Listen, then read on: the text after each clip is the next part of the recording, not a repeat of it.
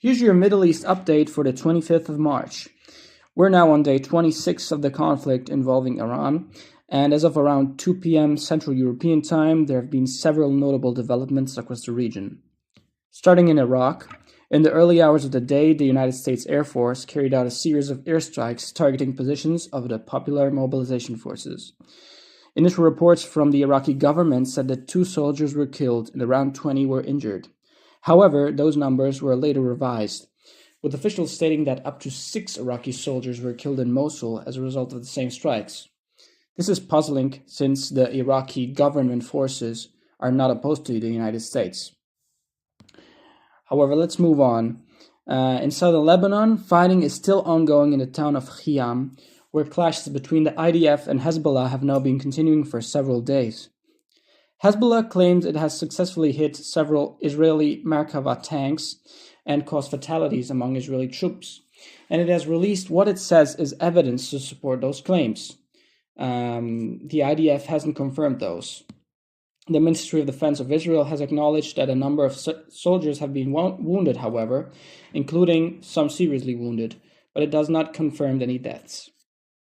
Overall, despite its clear military superiority, at least in air, Israel appears to be facing real difficulty in establishing full control over these parts of southern Lebanon. Now, one of the most significant developments today comes from northern Israel. 2 Iranian ballistic missiles struck the area of Hadera, which lies between Haifa and Tel Aviv. One of those missiles hit the Orod Rabin power plant, which is the largest power station in Israel. It is a coal-fired power plant that's currently being converted to natural gas and supplies roughly 20 to 25% of Israel's domestic electricity, making it a highly strategic target.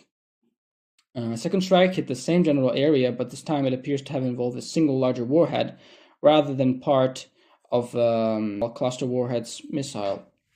That's particularly interesting because it could point to shifts in Iranian tactics, moving away from saturation strikes towards more precise, limited attacks to make sure that they can conserve their missile stockpiles for longer times while still achieving strategic effects in this war. There was also later in the day a strike on a chemical plant in Rotem, which is located next to Dimona in the Negev desert in southern Israel, which also caused massive fires and huge smoke plumes to rise up in the sky. So this makes 3 Iranian ballistic missiles making significant impacts in Israel in one day, with the percentage of missiles impacting growing continuously in the last period of time. Finally, there were also reports that Iranian drones, Shahed drones, struck oil depots in Kuwait, sparking large fires and sending thick columns of smoke into the air. These fires were also reported by NASA-affirmed satellite systems, which track heat signatures and active fires globally. That's it. That's all from me for this afternoon. I'll hear from you in the next day.